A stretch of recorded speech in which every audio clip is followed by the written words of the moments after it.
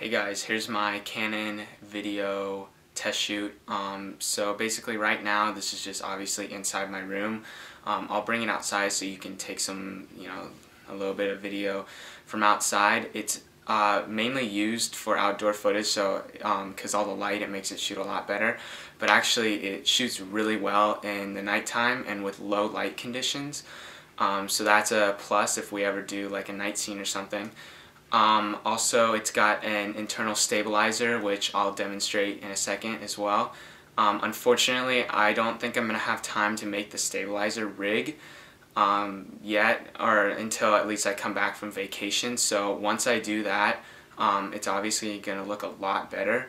But I'll show you just real quick what it's like when, like, let's say you're walking and you're trying to film something where it's focused on a certain point or something. So I'll post all the videos and alright, so right now we're outside and here is just a little stabilization. So right now I'm walking normal. I'm not trying to do anything to the camera to make it adjust itself in any way.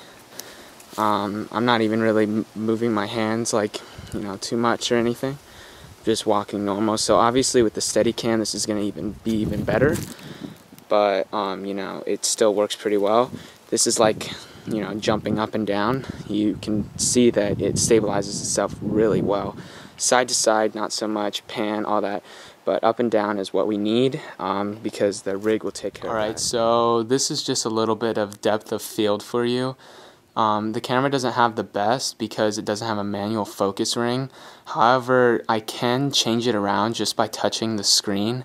So right now you can see it's focused on the book, but when I bring it out here, you'll see it focuses to the pillow, and then I can focus it back to the book. It's not the best, and it's not as smooth as it could be. It's a little bit computerized. But for what we need, I think we'll probably use the DSLR for the close-up shots.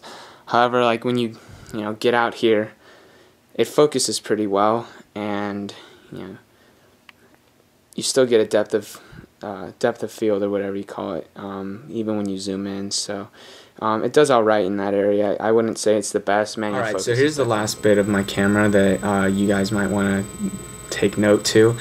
First of all, I apologize for the quality. I'm actually using the camera on my computer for this film, but I just wanted to show you how exactly the camera itself stabilizes. So you can see here, this is the camera, and I just have it on the screen open. There's not a view thing, it's just one screen, but the way you stabilize is actually just a touch screen. So let's say I want to stabilize on that door. You essentially just touch it, and you can't actually see it. Well, you can sort of see it here. We'll stabilize up. So you can see that little white square that pops up there. That's essentially what it stabilizes on. So I move the camera up and down, and the white square stays on whatever I touched. So when you're doing up and down motion like this, the white square will stay there, and that's what actually stabilizes it. This is also the way you can do your depth of field, where you get a little bit more close-up shots, or for instance you want to focus on something else, you do that. So it's actually pretty easy to use.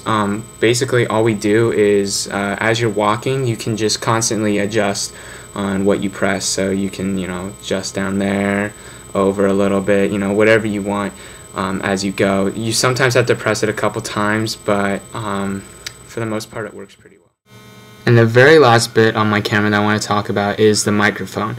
I didn't know how well the microphone was on it until I actually went outside and shot the video on this one.